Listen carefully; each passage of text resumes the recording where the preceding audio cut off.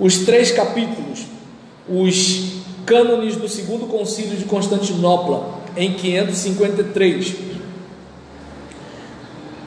De acordo com Bateson, as obras de 3 teólogos nestorianos ou semi-nestorianos, Teodoro de Mopsuestia, Teodoreto de Ciro e Ibas de Edessa, tinham sido resumidas como os 3 capítulos e aprovadas em Calcedônia, mas os monofisistas pressionaram o imperador Justiniano através de sua mulher Teodora, conseguindo que ele condenasse os 3 capítulos por um edito em 543.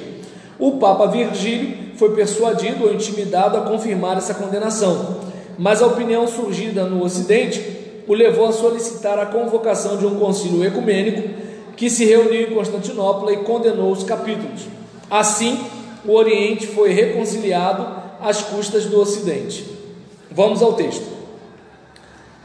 Se alguém não reconhece a única natureza ou substância, ou ousia, do Pai, Filho e Espírito Santo, sua única virtude e poder, uma trindade consubstancial, uma só divindade adorada em 3 pessoas, hipostáseis, ou caracteres, prósopa, seja anátema, porque existe um só Deus e Pai, do qual procedem todas as coisas, e um só Senhor Jesus Cristo, através do qual são todas as coisas, e um só Espírito Santo, no qual estão todas as coisas.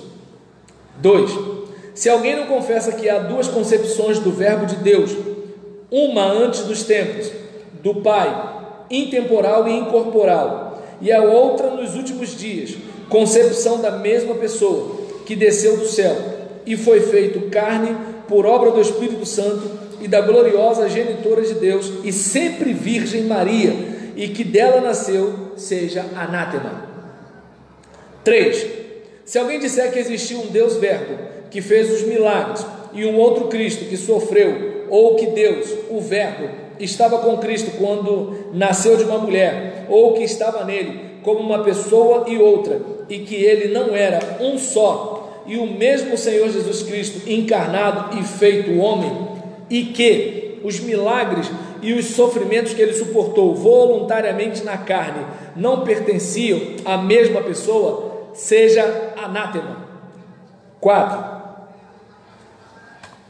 Se alguém disser que a união de Deus, o Verbo, com o homem foi feita quanto à graça, ou à ação, ou à igualdade de honra ou autoridade, ou que era relativa ou temporária, ou dinâmica, ou que era conforme o beneplácito do Verbo, sendo que o Deus do Verbo se comprazia com o homem.